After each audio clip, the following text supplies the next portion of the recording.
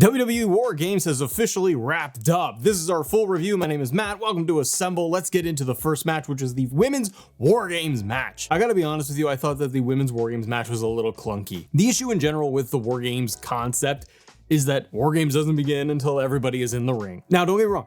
Cool spots in there. Tiffany Stratton, Io Sky going to the top, do a moonsault and garbage can drop. Like, that was really awesome. There were some good moments in there within the match itself, but what stood out to me was just as competitors were coming in, they'd come in with more weapons. Naomi comes in with kendo sticks and there's a toilet seat lid. I felt like throughout the match, it was just very like spot heavy, waiting for them to get to their spot, like literally their position in the ring, to hit the next spot, to move on to the next moment. And then like maybe miscommunications. I mean, you would see Nia Jax trying to hit a chair shot onto Naomi and Naomi flinches and then turns, and then Nia Jax like taps her and then turns around, and then Bayley, it's the same thing, and then just kind of taps her. Bayley had the issue with the spot on the steel chairs with Candice LeRae. There was enough throughout the match that I was kind of like taken out of it, and I didn't really care for the pacing, but that's also just War Games. It's not like one person's fault or anything. I'm not a wrestler, but I didn't find like I could get totally invested into it. You did have like the larger moments towards the end, everyone just getting chaotic, beating everybody down, like they all got fired up, and I really liked those spots. Then you had the big moment of Rhea Ripley entering in as the fifth woman of War Games, and she basically comes in, they try to dominate and then get the upper hand on all the heels, but you did have Liv come in as the very last person. She goes to the back, she grabs the baseball bat, and then she uses that to her advantage and just starts wailing. And I like that. I like that they were trying to utilize the baseball bat like Liv has even done in the past year's matches that she's had. But yeah, later on we did have Io and Tiffany Stratton. Tiffany Stratton I thought did very well in this match. And you had them doing the moonsault off the top of War Games, which was great. And then Io doing classic spot now of doing a trash can fall, basically. And what I loved here, and they didn't do it, and I thought it would have really elevated this match, Tiffany Stratton teases the cash in for Women's Money in the Bank and is conflicted because Liv and Nia are both knocked down, and who's she gonna cash in on? And she doesn't. Io Sky hits the fire extinguisher, blasts everybody around her, and they didn't do the cash in. I was kind of hoping that Tiffany would ultimately do this. Even post-match we didn't get it, but eventually the closing finishing moments are going to be Rhea Ripley hits a riptide to Liv Morgan through a table to end the match. The faces win. Team Rhea Ripley wins. No shenanigans, no post-match anything, no angle, no Money in the Bank cash in. I thought it was good. It wasn't the best Women's War Games match that we've seen like in years past. I thought it was good. I just kind of felt, like I said, that it was a little on the clunky side. Never really got going enough. People trying to just hit the spots throughout, and then really it felt like it was just a big build to Rhea Ripley's moment of coming into the ring. And I know they kind of build War Games around that, of it's her team. She came back with the injury. She had the cool mask. Like, that was really cool. And then ultimately trying to get her comeuppance on Liv Morgan. But no real tensions. Like, you had a little moment with Bayley and Io in the ring, and then they got dummied by Nia Jax. No real tensions in the match between competitors, which would have been cool if they were trying to tell those stories. Like anything where question marks of Bayley entering in because Jade Cargill was taken out. And there's nothing there. So I don't know. I just feel like now we got to reset. The Rhea Liv story is clearly going to get to the title match. When are they going to do that? I ask all of you, do you think that they're actually going to wait till WrestleMania to do Liv and Rhea? They could do Raquel. I thought Raquel was actually pretty good because she got handcuffed to the corner and then she kept getting little spots, and I thought it was actually kind of creative. But maybe you're going to get Raquel versus Rhea in a match, and then maybe you're going to get them to WrestleMania. I just feel like this Judgment Day Liv Morgan Rhea story is really getting like long in the tooth.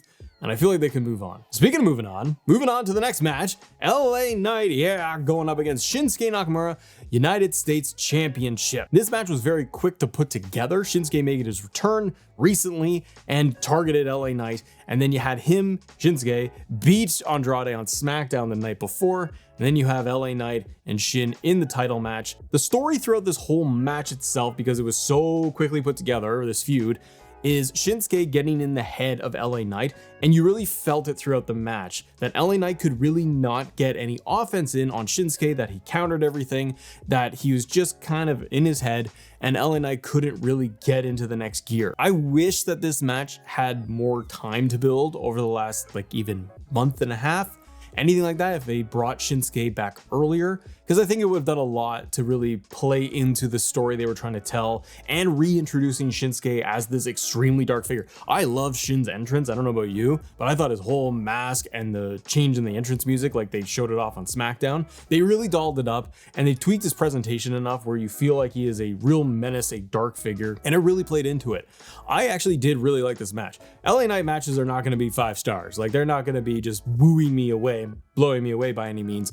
But I thought that they told the right story here, and ultimately, Shinsuke Nakamura hits a Kinshasa on LA Knight, and Shin wins the United States Championship. So LA Knight drops that title. That was kind of my prediction, was that Shin should ultimately win. As much as I like LA Knight, that he should go over, because you're trying to build Shinsuke as this giant, dark, evil, brooding character that gets in people's heads, plays mind games, and kind of evil, unstoppable level. I think he needed this. Either it was going to be a full-out win for the title or a DQ finish of sorts with like the Mist, but they did it. They pulled the trigger. Shinsuke Nakamura wins the United States Championship. I think it's the right move because you can have LA Knight now chase, and you have a lot of people in the mix. LA Knight can go for a rematch. You've got Andrade in there. You've got Carmelo Hayes, but they could do something different. Now, you could keep this feud going, and I suspect they will, with LA Knight now on the chase, but now you got a really cool dominant heel champion in Shinsuke Nakamura. So I like this, and you could have Shin run with the belt for a few months. The problem with Shin's last heel run, when like he was on Raw and it was Cody and all of that, was they were building him up into this darker character, and I liked it, but he kept losing. It was like having like a level 2 boss, where he was not the main boss, he was just like a low level boss. So you knew like, oh, it's gonna be kind of cool. It's like a B level movie. And then like he's gonna get his comeuppance, he's gonna lose. And he lost all the time. Glad that he won.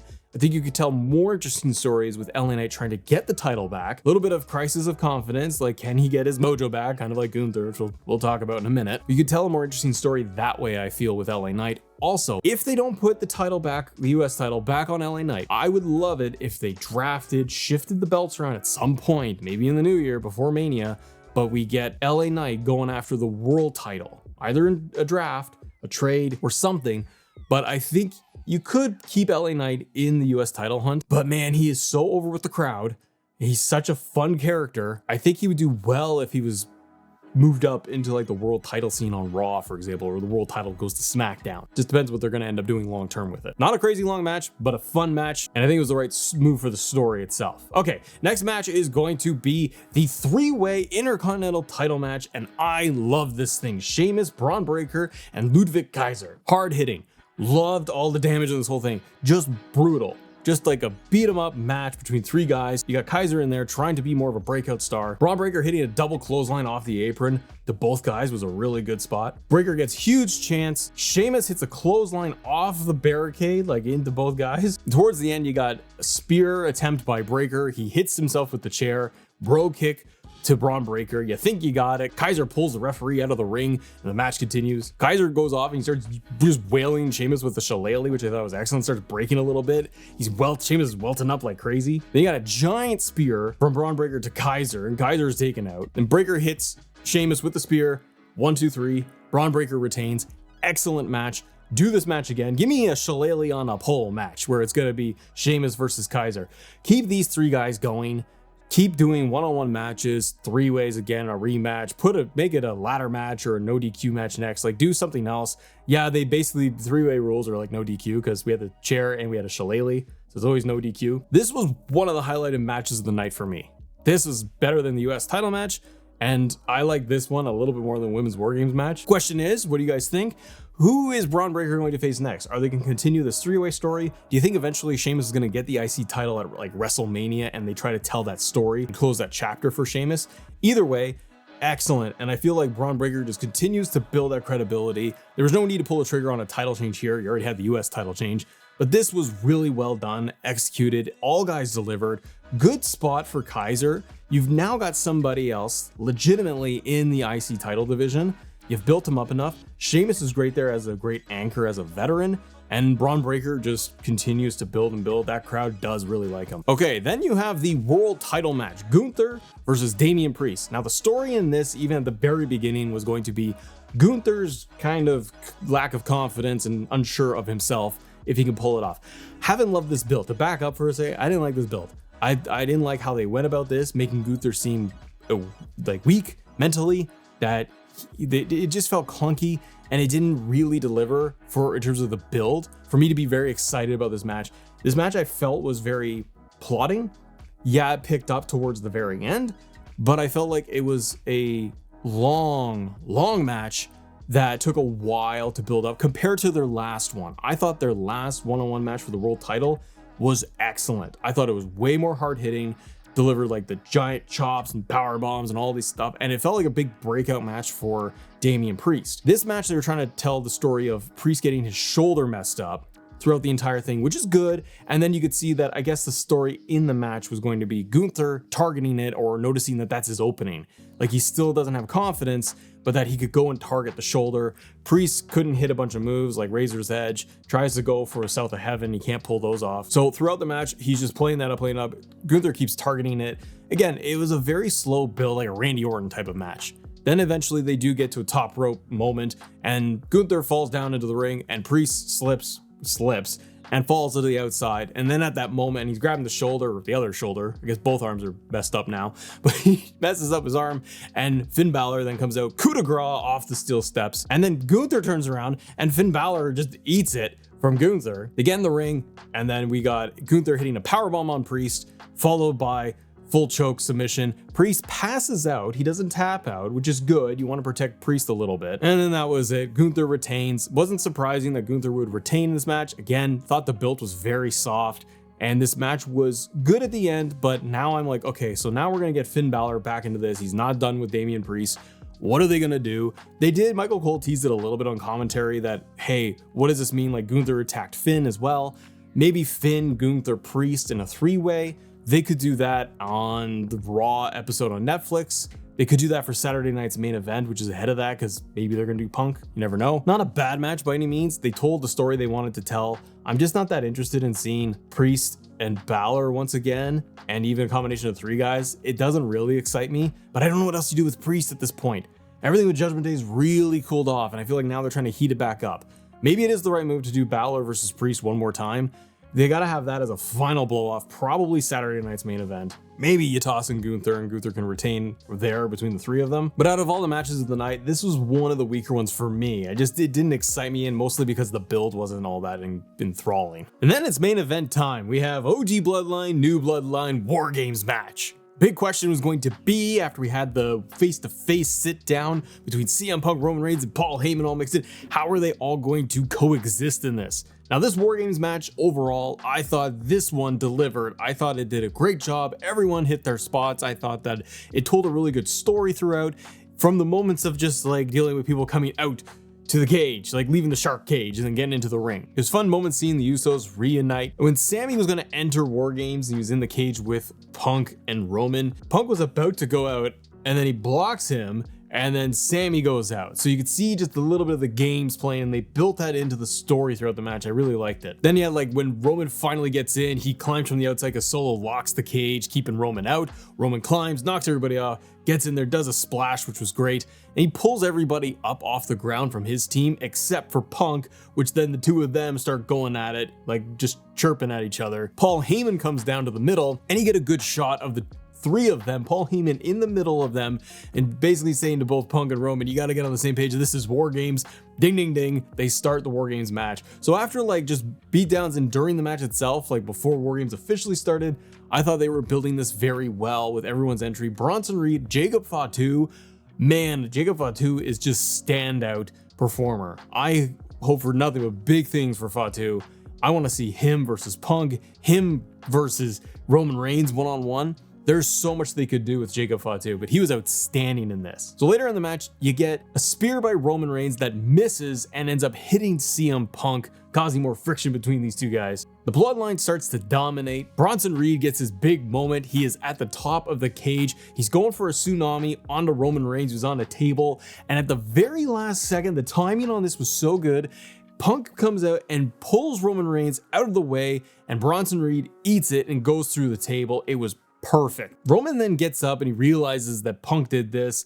He pulls Punk up. The two of them kind of have a good moment together in War Games. But again, Jacob Fatu, such a highlight during this whole thing, getting up after like Punk in the beginning, hits him with the toolbox, he just pops right back up. He was so good throughout this whole thing. Solo hits 2 spikes to Roman Reigns to keep him down. The Usos hit him with a double super kick. Then later, Jimmy has Jacob, like they're all fighting and hitting moves on each other. And then Jimmy sets up Jacob onto the table in the corner and climbs the turnbuckle. And then you're getting like Sami Zayn gets back up with a blue thunder bomb. You got other guys getting up. And this is the only like nitpick here, but it's like Jimmy is at the top rope for so long. It felt like 2 minutes with Jacob Fatu just lying on the table and no one like smacking him to like keep him down.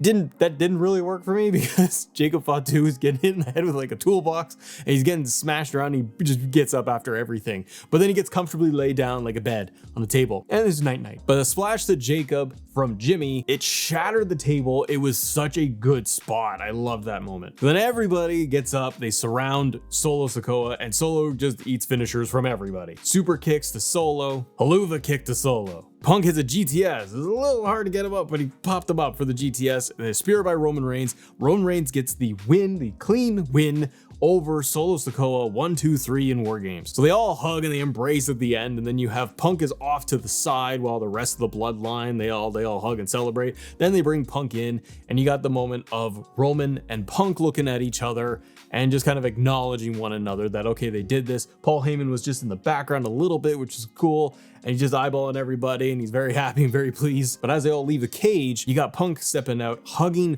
Paul Heyman, saying like, that's good, we're done. And Punk basically says to Paul Heyman quietly that when I need that favor, I'm gonna call you for it. And Heyman agrees. Roman comes out, gives a little nod and everything to Paul Heyman. Heyman's ecstatic because he's got all his boys are all lined up and they won. The announcers do make a little bit of a point at the very end here where they talk about how like Roman Reigns beat Solo Sikoa, but Solo is still head of the table and still has the Ulafala. That leads me to speculate that probably Saturday night's main event, you will get Roman versus Solo for the Ulafala. It only makes sense. And then you had everybody just pose at the top of the ramp and that was it. Punk slides into the GTS pose, they all pose, and that was it. That was the wrap up. Just waiting for that final moment like they did with last year with Punk return, and they had the credits pop up, and then you had CM Punk return. It's kind of waiting for something big with The Rock. That's kind of what I had money on, or the Punk Heyman turn, and they turn their back on Roman Reigns. What's the favor? There's the big question mark here, and that's always the good thing about the big storylines, the bloodline storylines, is they're going to make it long. They're going to make people wait. They got a lot to tell. I was hoping for Rock to pop up, but he's probably in Hawaii last I checked for Moana. And I thought maybe you're going to have Paul Heyman turn. That sit down between Roman and Punk and Heyman was excellent on SmackDown. That was cinema once again, kind of like what they did with Roman and Cody, but I thought it was an excellent thing. And they're hinting at that favor. So that's going to be, I think that is just going to be one of those story threads and they can just stretch that out and use that when they need to. But I really don't know what it means. And that's a good thing. That's what's intriguing about this. I thought the men's War Games match was good. That was very, very solid. Everyone did everything well and they hit all their spots. And I was very happy with the story. Sure, I wish that there was a big surprise at the end, a big swerve or something, but OG Bloodline wins definitively. Where do you go from here? Saturday night's main event is my feeling. Then we're kind of getting into Raw on Netflix in January, where I think they're still going to have Bloodline members just going back and forth and they carry this thing on. I am curious what they do with CM Punk right now. Does he just pivot back to Raw very quickly and start getting into maybe the world title scene? What is he going to do? Is he done with this? It's got me so interested now to have like Punk and Roman one-on-one.